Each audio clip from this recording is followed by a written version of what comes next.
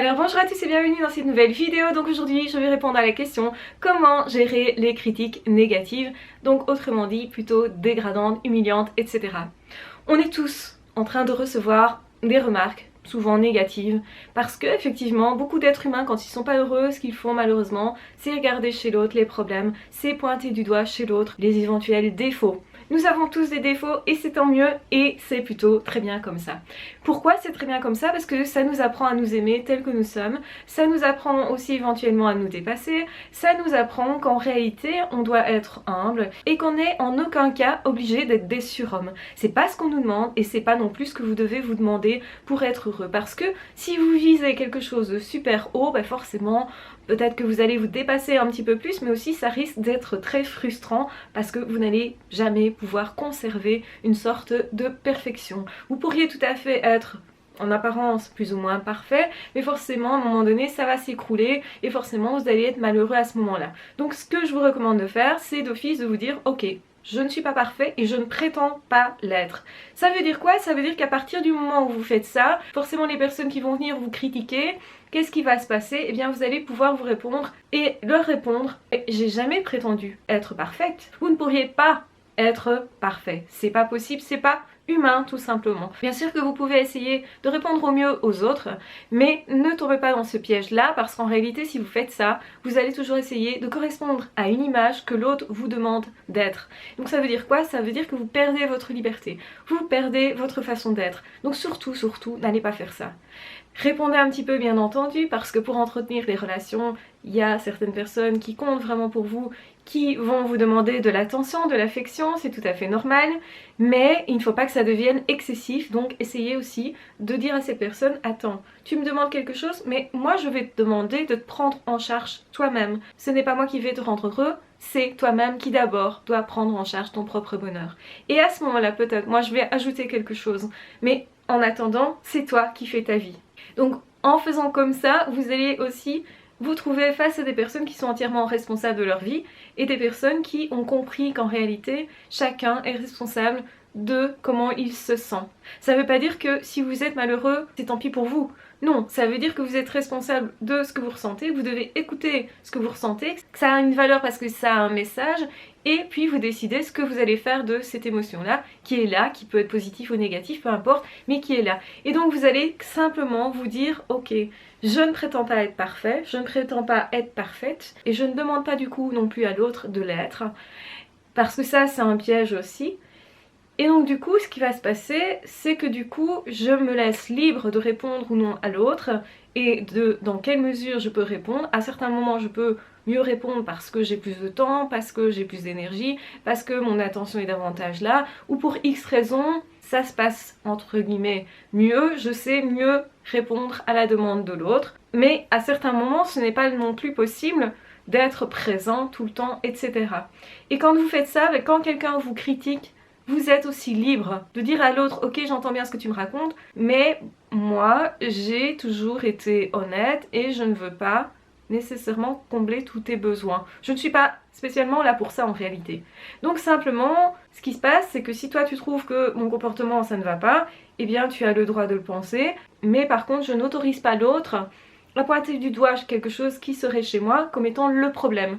Donc ça veut dire spécialement que quand quelqu'un va vous critiquer, vous allez dire ok, mais comme moi d'office je ne veux pas être parfait, ben forcément tu as le droit de penser ce que tu veux, mais j'ai aussi le droit de ne pas nécessairement répondre à tes attentes à ce moment-là, et j'ai aussi le droit de considérer ce que tu me renvoies comme étant quelque chose qui fait partie de toi, et donc avec lequel je n'ai pas nécessairement envie d'entrer en interaction.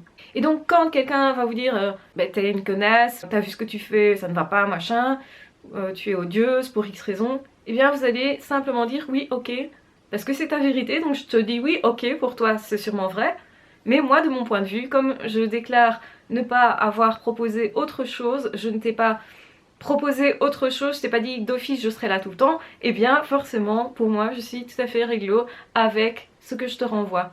Donc du coup effectivement c'est plus simple et on se détache beaucoup plus parce que du coup ça nous laisse de la liberté. Et c'est aussi comme ça qu'on est beaucoup plus dans la liberté de pouvoir répondre du coup, de pouvoir vraiment interagir. C'est-à-dire que quand l'autre on voit sa détresse et qu'on choisit réellement de venir en aide à cette personne-là parce que cette personne nous a demandé cette aide-là, et bien dans ce cas-là, je me sens joyeuse de le faire. Donc ça veut dire que je ne me sens pas obligée. Je ne le fais pas parce que c'est obligé et parce que normalement il se trouve que si moi je veux correspondre à une certaine image pour ne pas que Claude me fasse des reproches, etc., et bien alors je vais me sentir esclave de quelque chose, je vais y répondre non pas par plaisir et parce que je l'ai décidé, mais parce que j'ai peut-être peur éventuellement des conséquences par rapport à cette relation ou par rapport à ce que cette personne va dire de moi.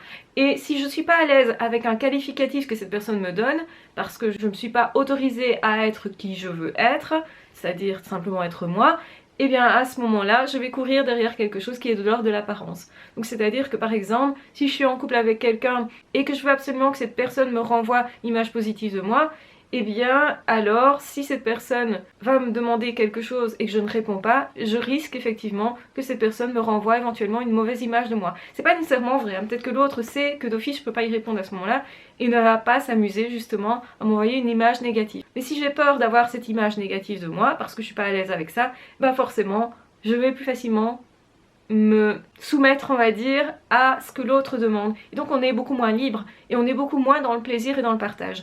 Et c'est bien souvent comme ça que se détruisent certaines relations. C'est parce qu'on n'est plus dans le plaisir, c'est parce que ça devient une souffrance. Et quand la souffrance perdure et devient beaucoup plus importante que effectivement les relations, les échanges positifs, et forcément c'est comme ça que se terminent les couples. Donc je suppose que vous le savez, c'est quand deux personnes vivent ensemble et souffrent de cette cohabitation qu'au final l'un des deux décide de rompre la relation parce qu'il y a une souffrance.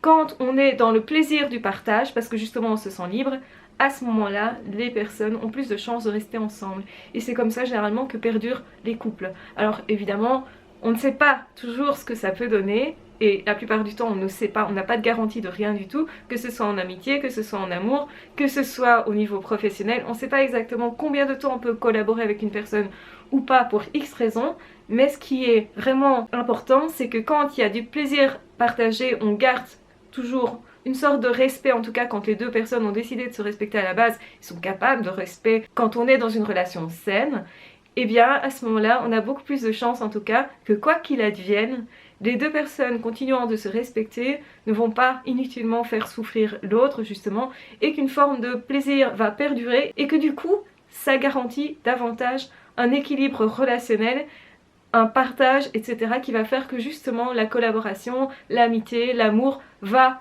perdurer aussi dans le temps. Donc si vous cherchez comment faire durer votre couple, eh bien la réponse c'est essayer de partager le plus possible de joie et de rester justement dans quelque chose qui est agréable.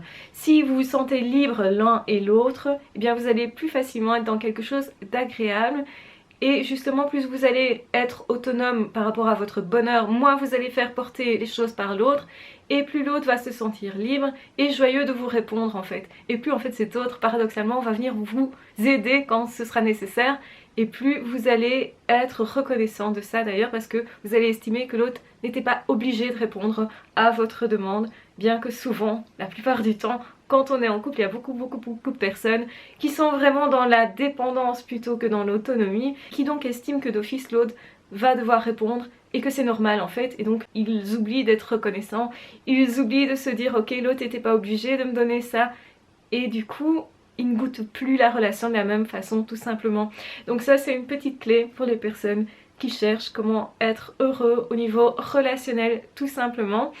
Donc voilà, je vais arrêter ici cette vidéo parce que je pense qu'elle est déjà assez longue. De toute façon, vivez heureux le plus possible, vivez libre le plus possible, et surtout, pour vous détacher des critiques que vous recevez, autorisez-vous à être libre et à répondre librement aux autres, et à ne pas être frustré du coup quand quelqu'un vous dit quelque chose. Dites tout simplement oui, ok, j'entends ce que tu me dis, mais ça fait partie de ton vécu.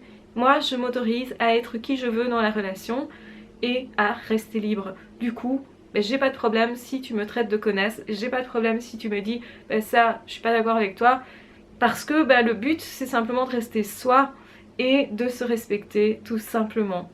Donc voilà, je vous embrasse très fort, je vous aime très fort, prenez bien soin de vous et surtout n'hésitez pas à commenter cette vidéo, à la partager si vous pensez qu'elle peut être utile à quelqu'un, et de toute façon on se retrouve très vite dans d'autres vidéos ou dans d'autres podcasts. Ciao, bye bye.